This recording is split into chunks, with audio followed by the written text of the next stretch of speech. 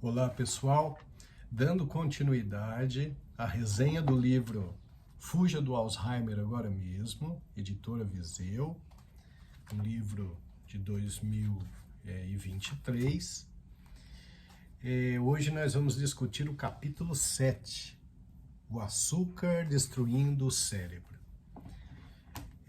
O objetivo desse livro é justamente mostrar para as pessoas que a doença de Alzheimer é uma doença que, na sua construção, depende de vários fatores de risco. E a ciência vem evoluindo nesse sentido, no ponto de nos mostrar exatamente qual seria o estilo de vida mais adequado para que, dessa forma, a gente conseguisse reduzir os riscos da doença de Alzheimer. Então, o livro é todo baseado em evidências científicas bem substanciais e realmente vale a pena fazer a leitura e seguir as orientações desse livro para quem deseja ficar protegido da melhor maneira possível contra a doença de Alzheimer. Bom, esse capítulo é um dos mais importantes. O açúcar é um grande vilão quando nós pensamos na construção da doença de Alzheimer. Porque na doença de Alzheimer existe sim a importância daquela inflamação que acaba reduzindo o fator neurotrófico derivado do cérebro, e isso dificulta a regeneração cerebral, facilita a destruição neuronal. Então, o açúcar ele tem essa ação pró-inflamatória de diversas maneiras, né? Nesse capítulo eu começo falando inclusive da história do açúcar, mostrando que a história da produção de açúcar ela não é nada agradável em termos humanitários, né, relacionado sempre a coisas ruins, né, a escravidão, como nós conhecemos no Brasil, nas grandes fazendas de cana-de-açúcar, mas até recentemente, né, por exemplo, os Estados Unidos até algumas décadas atrás importavam mão de obra da Jamaica. Eles trabalhavam por comida praticamente e sofriam muitos maus tratos. A própria República Dominicana, que ainda importa trabalhadores do Haiti, trabalhadores que acabam não tendo direitos trabalhistas, que trabalham em excesso, ganham muito mal. Então a história do açúcar, de maneira geral, não é legal, e isso é difícil para as pessoas observarem porque o lobby do açúcar é muito forte. As propagandas dos doces, né, as propagandas dessas substâncias de alto índice glicêmico são propagandas realmente muito poderosas e que influenciam principalmente aqueles cérebros mais susceptíveis à destruição, que são os cérebros infantis. Então, dar açúcar para uma criança realmente é algo muito errado, né? A Sociedade Americana de Pediatria orienta já, eu acho que a Sociedade Brasileira de Pediatria também, que não dê açúcar, não adicione açúcar aos alimentos das crianças até os 2 anos, mas certamente isso deve ser ampliado em breve, porque os malefícios são muito grandes, e quando a gente pensa em um cérebro em formação, né, se está em formação, é um momento em que a alimentação precisa realmente ser muito adequada. Nesse capítulo eu discuto também o porquê que o açúcar foi isento da culpa de doenças graves, principalmente o infarto agudo do miocárdio, né, campanhas orquestradas aí, com muito dinheiro da indústria do açúcar, para que a culpa ficasse totalmente para as gorduras, né, para o colesterol no infarto, sendo que, na verdade, o açúcar é tão horrível ou mais que as gorduras saturadas quando a gente pensa na fisiopatogenia das doenças aterosclerosas coronarianas. Então, no livro, aqui eu vou explicar muito direitinho, né? Eu cito aqui o Max Lugavere, que escreveu um livro chamado Alimento para o Cérebro, que é um best-seller, e ele coloca os detalhes de como houve, sim, uma orquestração da indústria do açúcar, junto com cientistas inescrupulosos que aceitaram dinheiro para deturpar a visão no mundo científico em relação ao açúcar. O açúcar realmente é algo terrível. Bem, a forma como o açúcar faz mal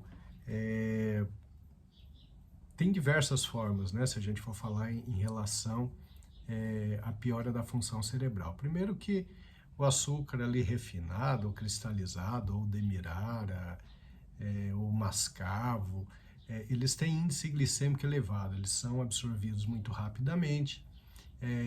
Isso faz com que o pâncreas produza uma quantidade enorme de insulina.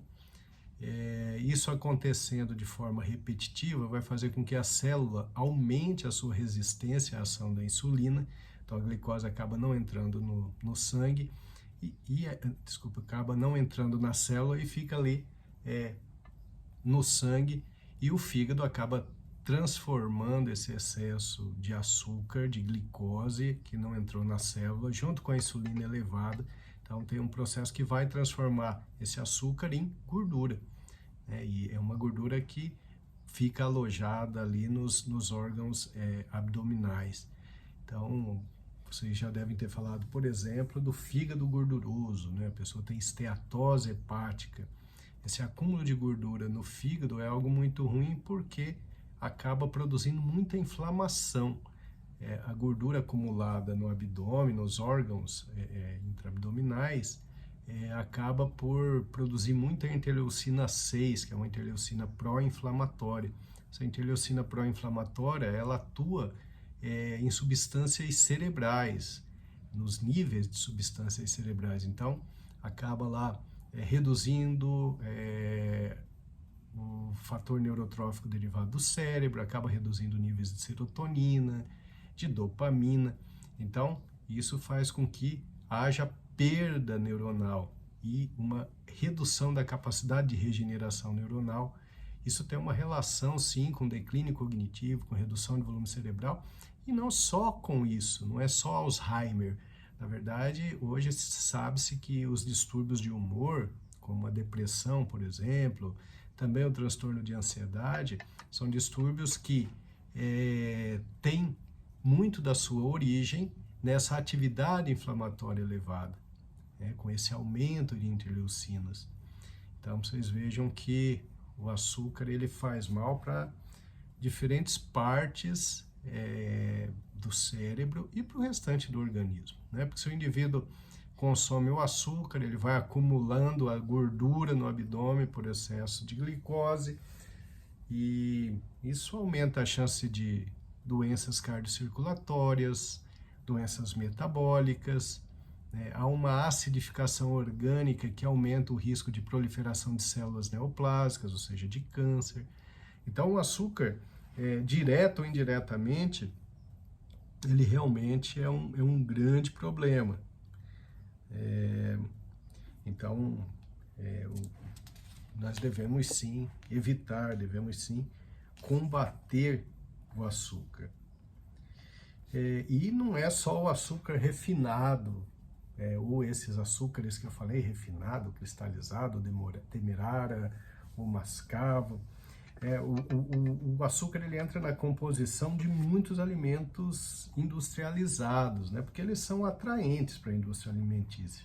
É de baixo custo, sabor agradável, fácil de armazenar e principalmente produz dependência, né? Aquele negócio de comer doce, necessidade de comer doce, na verdade é uma crise de dependência. Por quê? Porque o açúcar ele atua no sistema de recompensa, no sistema dopaminérgico, que é o mesmo mecanismo que a gente vê aí no cigarro, no álcool, nas drogas ilícitas diversas. Então, é por isso que o açúcar ele é muito querido da indústria alimentícia, porque aumenta realmente o consumo e, obviamente, faz com que se venda mais e mais e mais produtos com açúcar. Bom, a gente fala ali mais detalhes, então, do sistema de recompensa, então vocês vão gostar desse capítulo, porque ele mostra exatamente como que as pessoas ficam viciadas no açúcar, né? Eu coloco aqui o grande problema dos refrigerantes,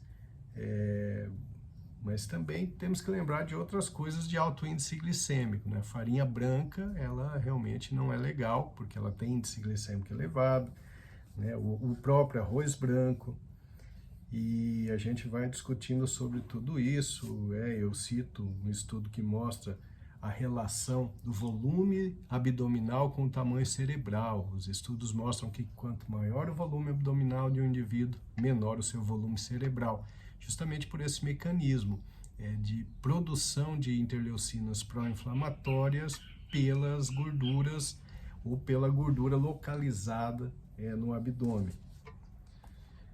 Eu discuto bastante sobre esse problema da utilização do açúcar pela criança.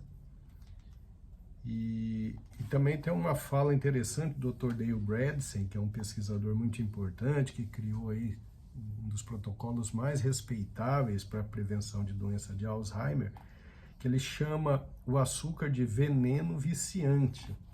Ele coloca, inclusive, a necessidade no acréscimo do açúcar na lista das substâncias que devem ser controladas pelos órgãos governamentais de saúde. Isso é muito importante, né? É interessante que o corpo humano ele consegue processar ali em torno de 14 gramas de açúcar de absorção rápida por dia. Acima disso, ele já é maléfico. 14 gramas. Se a gente imaginar que em uma lata de refrigerante nós temos de 40 a 100 gramas, vocês vejam, né?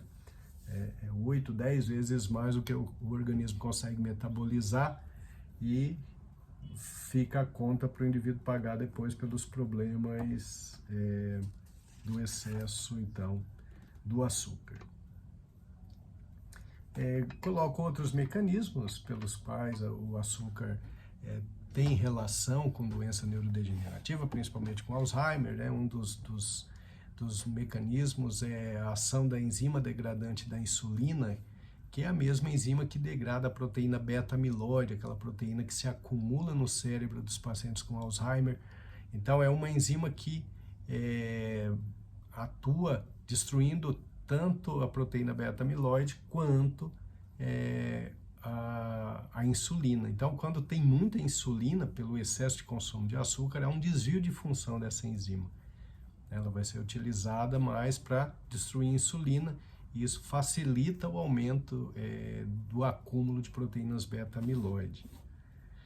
Também eu coloco a importância do açúcar na produção dos AGEs, que são os produtos de glicação avançada, que são terríveis para o organismo, que destroem as células, produção de radicais livres, né? São moléculas instáveis que vão danificar, além do tecido cerebral, vão danificar também vasos sanguíneos. Então, realmente muito malefício para uma substância só.